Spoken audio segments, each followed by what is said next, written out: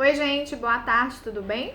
Para você que está aqui pela primeira vez, meu nome é Priscila Gales, eu sou advogada e aqui no meu canal eu sempre trago vídeos compartilhando a minha experiência profissional com os colegas que estão iniciando aí na advocacia, mas também conteúdos informativos sobre a minha área de atuação, sobre as minhas áreas no caso. E hoje, respondendo a várias perguntas que eu já recebi no meu Instagram, que inclusive o link está sempre aqui embaixo na descrição do vídeo, eu vou falar um pouquinho como é ser advogada na área do direito de família. Muita gente pensa, não, advogar para família é muito ruim, dá muito problema, e quando eu digo isso, é na área do direito de família e não para a família, nossos familiares. Realmente, o advogado que trabalha com direito de família, ele vai estar diante de vários conflitos. E geralmente as pessoas, os clientes que chegam até nós da área de família são sempre pessoas que já estão assim muito desgastadas, muito revoltadas com alguma situação, ou até mesmo em casos mais graves, né, que suportam violência doméstica, abuso. Então, assim, realmente a gente precisa saber lidar com essas pessoas, porque são casos mais, emocionalmente falando, né, são casos mais tumultuados. O que acontece? Quando as pessoas procuram a gente nos casos de direito de família, sempre tem alguma mágoa, é muito comum isso acontecer e na verdade é na maioria dos casos. Quando são divórcios, por exemplo, existe sempre um ressentimento, por mais que a gente aconselhe, né, fazer tudo de forma amigável, tem casos que não é possível, porque existe muito ressentimento, rancor e nem todos os relatos que aquela pessoa vai te falar vão ter uma consequência jurídica para que você trabalhe em um processo. Mas é importante que você saiba ouvir o que a pessoa tem para te dizer, porque ela tem para ela que é importante aquele contexto. Por exemplo, no caso de divórcio, uma mulher que te procure, um exemplo, tá, gente? Ela vai colocar, para ela é super importante te dizer que o marido traiu, que o marido não a tratava bem, que o marido tinha outros amantes, que o marido não dava carinho, que o marido nunca foi atencioso com os filhos, enfim. Para ela, por mais que às vezes ela só queira o divórcio, ponto, acabou, é importante que ela te relate toda essa situação. Então a gente precisa sim saber ouvir. Advogado de família, como vocês já devem ter ouvido falar, tem que ser um pouco de psicólogo, e é verdade. A gente tem que saber ouvir e também, além do posicionamento jurídico, a gente pode sim dar uma palavra amiga, acalmar a pessoa, até pra gente conseguir separar ali o que realmente é importante para aquele procedimento que a gente vai fazer e o que não é tão importante assim, mas é legal de ser ouvido. O cliente da área de direito de família, falando agora já do aspecto econômico, é uma pessoa que na maioria das vezes não tem poder aquisitivo super alto. Claro que a gente faz grandes divórcios com patrimônio alto, né, partilha de bens com valores significativos, mas em sua família, em sua maioria, os clientes do direito de família não têm tanto poder aquisitivo. Então é importante que você tenha estratégias para conseguir atender esse cliente de forma adequada, de forma justa, no que diz respeito, né, ao valor de seus honorários, mas oportunizando a ele que faça os pagamentos de uma forma que não o prejudiquem mais ainda em sua situação financeira. Quando eu digo isso, é para que você tenha condição de flexibilizar o pagamento no sentido de oferecer várias alternativas. Pode ser de 10 vezes no boleto, pode ser de, 20 vezes no cartão de crédito. Ah, não tem cartão de crédito, então vamos trabalhar com depósito, enfim.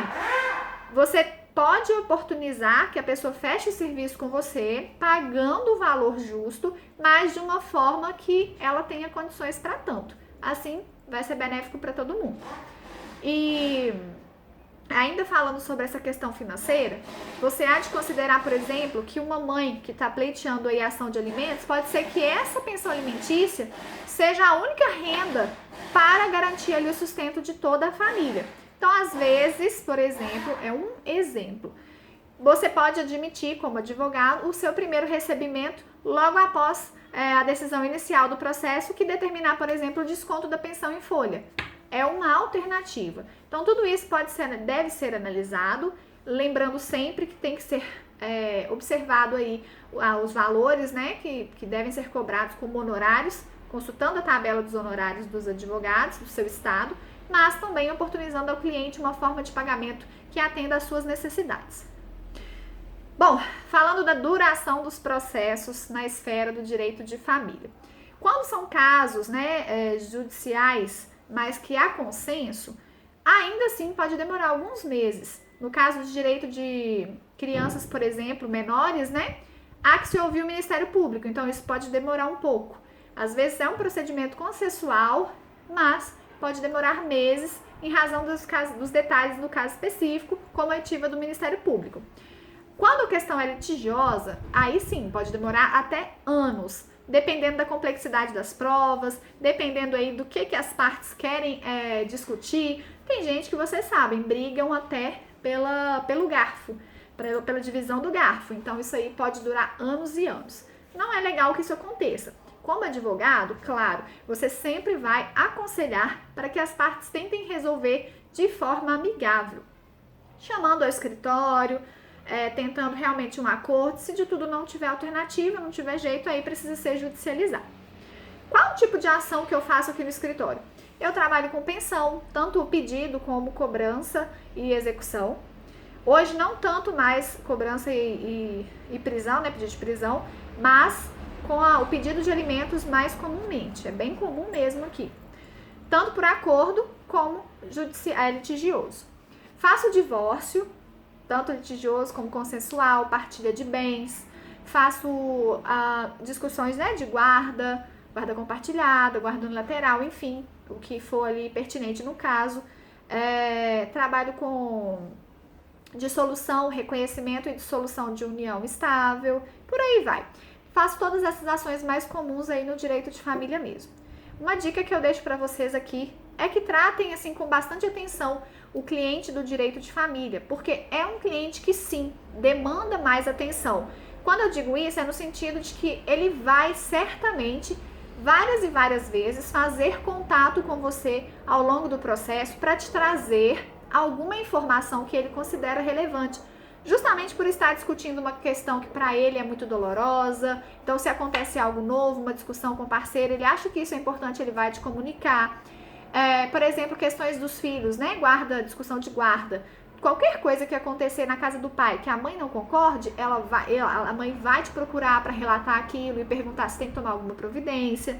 Da mesma forma, o pai, se acontece alguma coisa na casa da mãe que ele não concorda, ele vai te ligar, vai te procurar e por aí vai.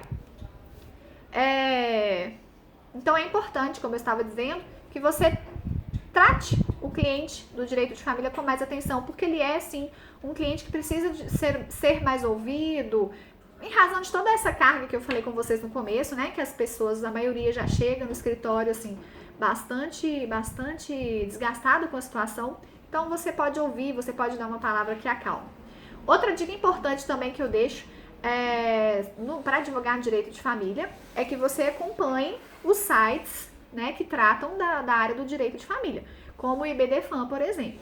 É super interessante, tem muito artigo, muita matéria atual que fala sobre o assunto e que certamente você vai estar se atualizando para poder atender o seu cliente, saber repassar a ele as informações mais atualizadas do caso. Tem um livro também, não é fazendo propaganda, mas é um livro que eu uso aqui no escritório, que é o livro Direito de Família Contemporâneo, que é esse aqui. É um livro super bacana, super atual também, que traz assim de uma forma super resumida as maiores discussões sobre direito de família. Tem aqui, por exemplo, falando sobre alimentos compensatórios, alimentos transitórios, tem falando sobre socioafetividade, tem falando também sobre filhos afetivos, socioafetivos, né? Divórcio, filiação, fala bastante coisa aqui.